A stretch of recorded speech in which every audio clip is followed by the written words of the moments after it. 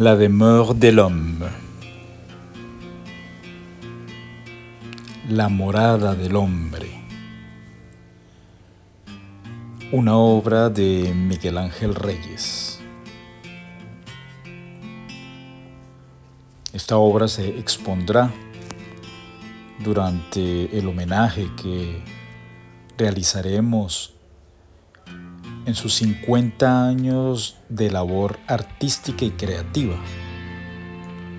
de uno de los artistas latinoamericanos más significativos del arte contemporáneo. En esta ocasión pondremos de relieve en ese diálogo elementos fundamentales de su obra. Dentro de las actividades de Sinapsis, Laboratorio de Creación Contemporánea, acompañamos a artistas de la talla de Miguel Ángel Reyes. Ustedes ya vieron un primer acercamiento a su trabajo, un video publicado que da cuenta de buena parte de su trayectoria. En esta ocasión vamos a hablar de la obra que se expondrá el próximo año y para celebrar los 50 años de trabajo profesional y artístico de Miguel Ángel Reyes. Hablaremos entonces con el artista aquí en París, que es su segunda gran casa, y hablaremos sobre su obra La demeure de l'homme, la vivienda, la maison, la habitación del ser humano, del hombre. Entonces vamos a dialogar con Miguel Ángel Reyes y acompáñenos. Gracias, Ricardo, por invitarme a Sinapsis. Es un placer para mí estar contigo y compartir el diálogo que tú me propones sobre mi trabajo. Bueno, entonces pues vamos a entrar en materia, vamos a comenzar a dialogar. Yo les comentaba a quienes nos siguen en estos espacios que el otro año vamos a celebrar los 50 años de tu trabajo profesional, de tu trabajo como artista. Y nos parecía muy importante mencionar que luego de que Miguel Ángel deja su Colombia natal y pasa por México, se instala en Francia desde hace ya varias décadas, y su trabajo artístico ha sido incansable desde esos momentos en que estuviste trabajando en Cali y hasta lo último. Pero hoy hablaremos exactamente de buena parte de lo que va a ser la esencia de tu exposición de esos 50 años de creación, y es lo que tú has llamado la demeure de l'homme, es decir, esta habitación del ser humano. Y para provocarte la palabra, yo no dejo de pensar, por ejemplo, en Heidegger y su obra El hombre habita en poeta, esa referencia que él hace en su texto filosófico Habitar, construir, pensar, un texto que habla sobre la esencia de la habitación, sobre la presencia del ser humano en el vivir aquí y ahora. Entonces, ¿cómo ves tú eso, Miguel? ¿Cómo ves esa noción de la habitación? Sí, no solamente es la manera como el hombre, el ser humano, ha creado su habitación.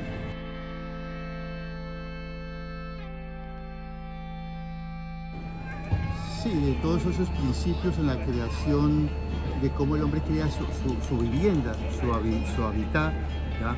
En el cual históricamente, desde la prehistoria, el hombre ha partido desde la caverna a buscar arquitectónicamente una construcción que va acompañada también de su cultura y también acompañada de esa forma artística de la representación de cómo se construye arquitectónicamente su habitación, su hábitat. Hay algo que aparece en tu trabajo y es justamente esa idea de la habitación, de la morada, en una especie de abstracción, ¿no? Ustedes van a ir descubriendo el trabajo donde aparece una relación con el blanco y negro. Ahora vamos a hablar de los materiales, pero la forma que aparece recurrentemente es como una abstracción de la vivienda, las paredes, el tejado, pero también parece como si fuesen una tumba. La habitación como última morada, la habitación como algo fundamental para el ser humano, ¿no? ¿Cómo Miguel Ángel comienza a trabajar sobre ese tema? ¿Por qué le interesa tanto lo de la habitación y qué hay ahí para que eso se convierta en la esencia del trabajo plástico, ¿no? ¿Qué es lo que lo motiva a Miguel a trabajar en ese sentido? Bueno, primero el trabajo nace a partir de la arquitectura de la vivienda, ¿no?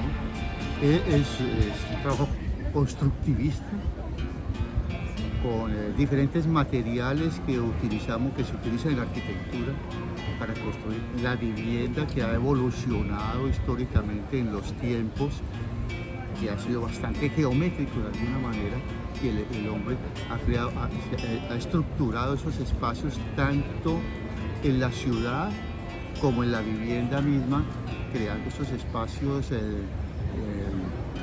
también sociales, diría yo, pero pues son espacios artísticos y arquitecturales. Encontramos dibujo, encontramos ensamblajes, encontramos también ciertas pequeñas construcciones, fotografía. ¿En cuánto tiempo se desarrolló esta obra?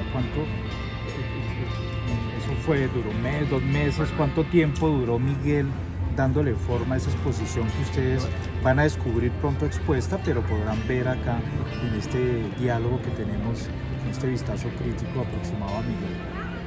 No, yo diría que el crisol de cómo se fue gestando todo este trabajo duró bastante tiempo, que es un poco la observación de cómo las viviendas en Francia, esencialmente la vivienda actual, porque es un poco bastante contemporáneo, digamos, esa estructura que es simple de la habitación, el que dio la partida para crear estas formas constructivistas con arenas, con metal, con zinc, con cobre, con carbón, con madera, que son los materiales y los elementos que se usan para construir una casa.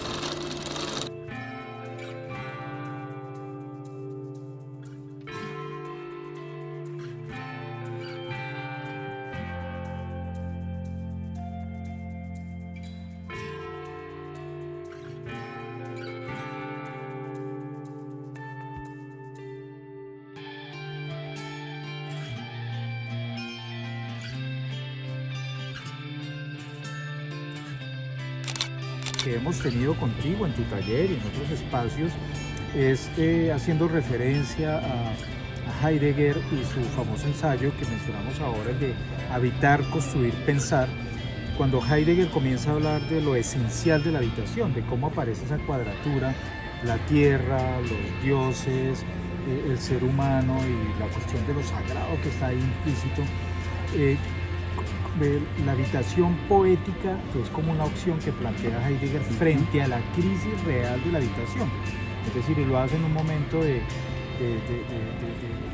preguerra, donde comienza a gestionarse ese problema de que dónde vive el ser humano. Entonces hay una crisis habitacional y hoy pues no estamos ajenos a eso, ¿no? Vemos los sin domicilio fijo, vimos que es difícil conseguir una habitación, lo importante es que tener una morada.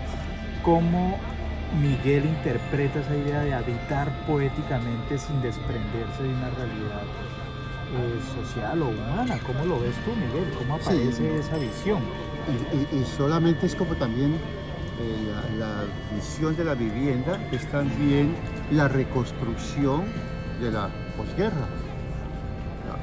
Es todo lo que se ha destruido, cómo el hombre va a volver a reconstruirlo en mejor manera, estéticamente, culturalmente y con mejores campos de acción, porque ahora también estamos pensando en que las ciudades y las viviendas tienen que ser bastante ecológicas. Pero volviendo a lo que vos decías sobre Heidegger, Heidegger plantea también la vivienda, el demiurgo como donde Dios da la posibilidad, donde el hombre va a vivir por Dios, ¿no? Donde Dios es prácticamente la habitación de él, del hombre, como esa cosmogonía o esa misma visión Que es que la el hombre visión también, metafísica, que es ¿no? la visión metafísica, que el hombre Sí. cuando muere también tiene otra vivienda más, que es Dios, ¿no? Y Heidegger lo mira así.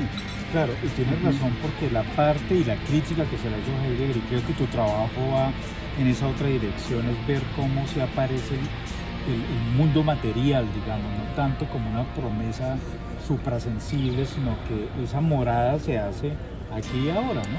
Sí. Incluso como esa última morada que tú planteas, Ujú. donde aparece justamente la idea de la habitación tumba, la habitación casa, están como esas dos, no en vano también los cementerios, por ejemplo, se conocen como esas grandes necrópolis, ¿no? Es decir, esas Ajá. ciudaderas de la muerte. Y aquí yo lo conecto, aunque no nos vamos a detener mucho en ese aspecto, pero en tu obra aparece la idea de la ciudad también, de esas ciudades, esos mapas, esos territorios que hacían, pero aquí vuelve a aparecer la ciudad, pero más centrada. Son ciudades. Viene a ser viene a ser la ciudad, la construcción de cómo se construye una ciudad, sino con casas y edificios. Pero sí, también es esa visión de la ciudad que es el mausoleo, digámoslo, y donde el hombre también va a habitar, ¿ya? Y también ahí está esa cosmogonía, esa visión de que se ve la visión del hombre, cuál fue su morada después de que el hombre está aquí, la otra morada que es la morada de Dios, digamos. Aquí es imposible no hacer una referencia a la ciudad de Dios de San Agustín. Esa ciudad que crea una distancia entre el mundo sensible, material, y el mundo noumenal de las ideas suprasensible, aquí en el más allá. ¿Cómo no pensar en esa historia del arte que habló de la destrucción de Sodoma y Gomorra? ¿Cómo no pensar en la OTAN y su destrucción de Belgrado e Israel destruyendo Gaza? ¿Y cómo no referenciarlo con otra serie de la obra de Miguel Ángel Reyes que duró 10 años desarrollándola, donde los hombres en llamas se convertían en un preludio de esa tragedia de fin de siglo XX y comienzo del XXI? Aquí hay resonancia con esa morada del ser humano que es el propio cuerpo, que en este caso está en llamas. Entonces aparecen esos otros elementos, ¿no? Ciudad, morada, casa, construcción. Hay ruina en esa morada del hombre, hay ruina, porque también eso se conecta son varias series no descosidas con esos hombres en llamas. Aquí hay ruina en esas moradas del hombre, del ser humano, como lo estás planteando. Sí, hay ruinas y hay casas, digámoslo, que es la morada misma, que se están incendiando, que se están quemando. Hay ruina a nivel de que, digamos, cuando yo utilizo el obelisco también como vivienda, lo utilizo como una proyección, un poco como el más allá, como se hizo pues, en el Egipto, o como se manifiesta aquí con el obelisco de la Concorde, ¿ya? Que bueno, cambia la simbología, la visión, ¿ya? Pero el obelisco era también como ese monumento a esas fuerzas interiores del hombre para construir su vivienda, ¿ya? Y centrar esas fuerzas para que el hombre siga evolucionando, digamos, dentro de la creación de su medio ambiente que dentro de la ciudad.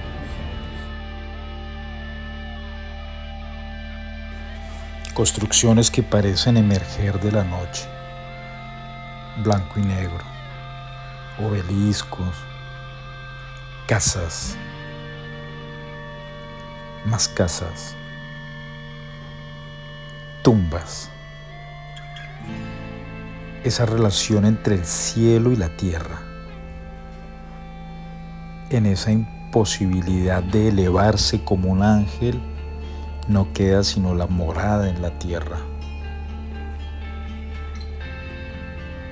morada pesada, carga que te ata a la tierra, una tras de otra, otra al lado de otra, y extrañamente una relación con la punta del lápiz, del grafito.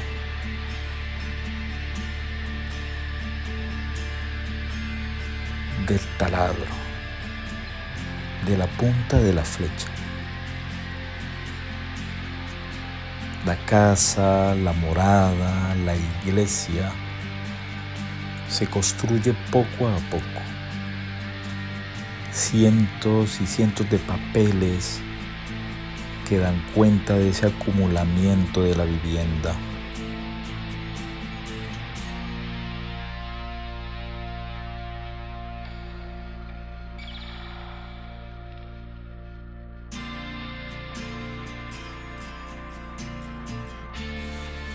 El dibujo,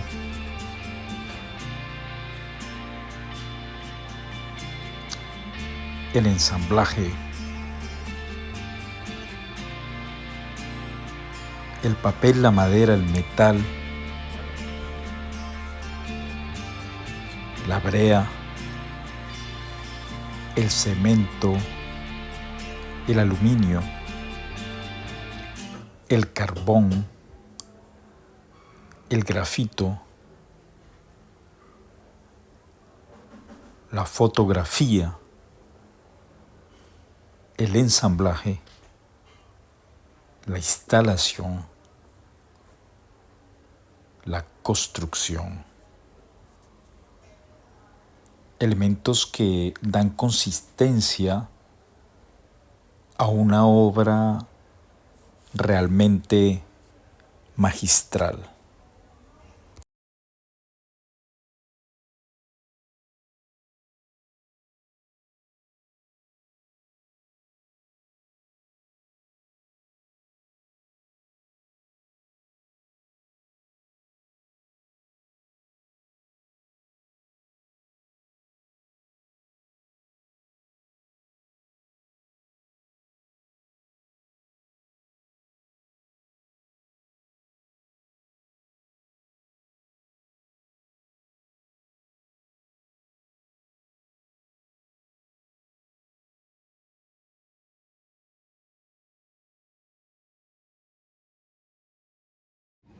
En esta serie los colores que predominan prácticamente son oscuros, de una tonalidad de negros a grises, a blancos, más oscuros, más hacia el negro y el gris. ¿Qué puedes tú decirnos por qué, a diferencia de otras obras tuyas donde hay una exaltación de múltiples colores, aquí te centras en esos colores que son esenciales, pero casi que nos llevan hacia la idea de lo fotográfico? ¿Qué puedes decirnos al respecto? La visión del color que utilizo para la representación de estas construcciones es, pues sí, son un poco la proyección de sombras y luces de estas construcciones tridimensionales, que son un poco como un poco los colores del suprematismo, que hay unas que son prácticamente negras, ¿ya? El suprematismo malevicio, la abstracción geométrica y donde utilizo metal, que es un elemento que ya viene siendo elementos como el acero inoxidable o el zinc, que se utiliza para la impresión litográfica últimamente. Sí, es toda esa visión de más que todo formal del objeto.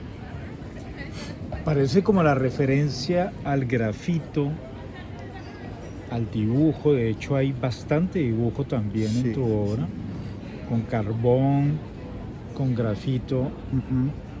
El carbón, aparte de ser el material con que haces esos dibujos, ¿no tiene que ver algo también con tu obra, quizás?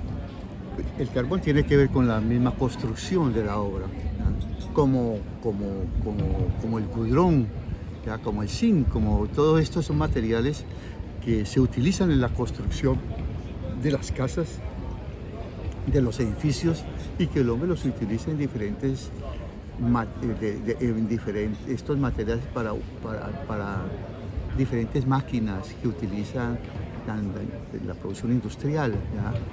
El carbón se utiliza, lo hemos utilizado como también para mezclado con el algodón para pavimentar, lo utilizamos como medio también para las centrales nucleares, ¿ya? A pesar de que es un elemento de mucha polución.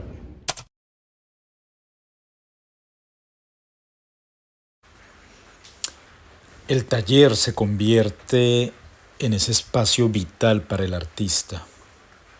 De hecho, dialogando con Miguel Ángel en una ocasión me comenta que el detonante de esta serie, que le llevó varios años en desarrollarse, fue el desprendimiento de un fragmento del techo de su taller, que cayó en su jardín, justo cuando él salía al jardín.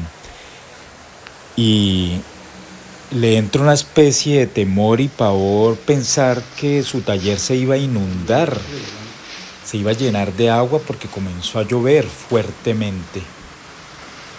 Y es en este momento donde justamente él comienza a darle un giro a esa cuestión azarosa de que su casa se podía desbaratar y destruir, y arranca toda esta reflexión a partir de una experiencia personal y a partir, por supuesto, de una visión más universal que compete a todo el ser humano: el temor de perder la casa, y en ese afán de construirla y reconstruirla termina construyendo hasta su propia tumba. En referencia a estas construcciones en que yo utilizo en el trabajo del tener humano, es de que mi taller mismo, ya que está en Obras Uguas, que fue el Ministerio de la Cultura que me lo adjudicó, es una forma también representativa, de la cual también yo he partido para hacer este trabajo, y también en la observación de toda la vivienda digamos prefabricada que se daba en ese momento en Francia y que se comenzó a repartir en muchas partes del mundo. Bueno, en este fructífero diálogo ustedes encontrarán pronto ese gran homenaje al maestro Miguel Ángel Reyes en sus 50 años de producción artística, de trabajo creativo. La habitación del ser humano, la demeure de l'homme, nos da una clave para comprender problemas trascendentales de lo que significa habitar aquí ahora, y quizás planteado como un reto hacia el futuro. Entonces, una obra por redescubrir. Y Miguel, muchas gracias por ese diálogo tan fructífero, como siempre, un placer encontrarte. Gracias. Y pues me regreso. Gracias a ti, Ricardo, por todo ese tiempo que dedicas a estos artistas que nos quieren manifestar profundamente sus ideas, su creación. Y bueno, hasta una próxima vez. Entonces dejamos este verano parisino y hasta una próxima ocasión.